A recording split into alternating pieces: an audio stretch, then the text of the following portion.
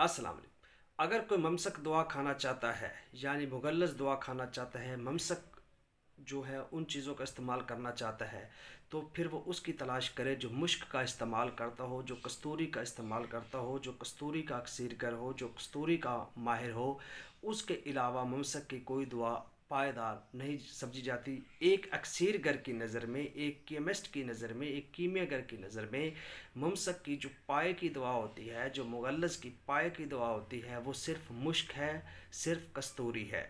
ये एक अव्वल है। इसके अलावा बाकी चीज़ें हैं वो काम करती हैं, मैं ये नहीं कहता नहीं करती, लेकिन ममसक की दुआओं के लिए जो सबसे बेहतरीन यानी जो टाइमिंग मुगल्लज़ के लिए जो सबसे बेहतरीन अक्सीर समझी जाती है वो कस्तूरी की अक्सीर होती है। कि इसको मुख्तलिफ़ तरीके से अगर आप लोग बनाना जानते हैं तो आप एक माया नाज जो हैं वो ममसक हकीम होते हैं।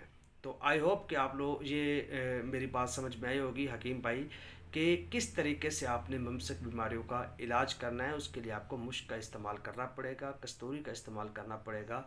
तो आप लोग जो हैं वो पाए के हकीम होंगे और कामयाब होंगे। शुक्रिया।